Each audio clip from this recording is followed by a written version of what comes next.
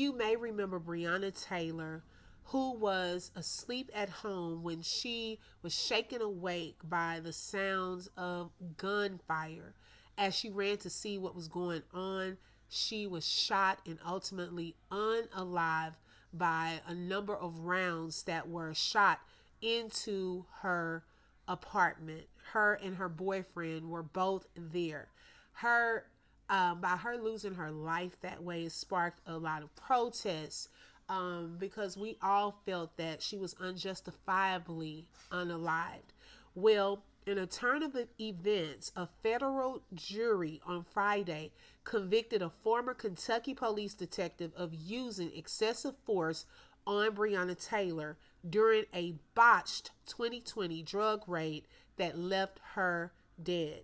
The 12-member jury returned the late night verdict after clearing Brett Hankinson, which is on the left, earlier in the evening on a charge that he used excessive force on Taylor's neighbors.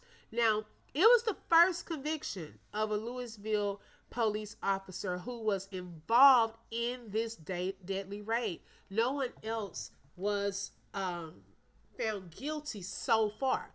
Okay. Now, some members of the jury were in tears as the verdict was read around 9:30 p.m. They had earlier indicated to the judge in two separate messages that they were deadlocked on the charge of using excessive force on Taylor, but chose to continue deliberating.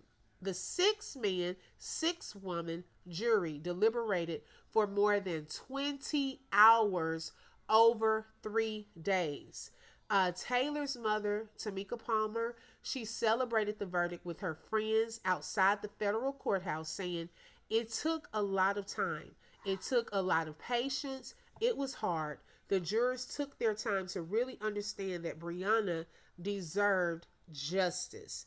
And then, in a statement posted to social media Saturday, the Louisville Metro Police Department, they made a statement that said that it respects the jury's verdict and that since 2020 it has improved training practices and policies and implemented reforms emphasizing accountability and thorough investigations.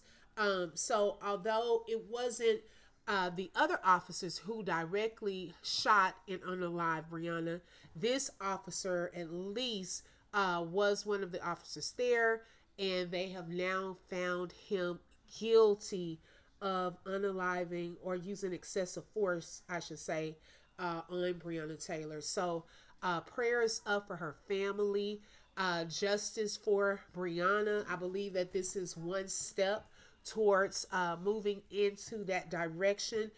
We found that a lot of things and protocols that took place that night were not legit, okay? And it was to her detriment, and she lost her life. So rest in peace, Breonna Taylor, and justice is now served.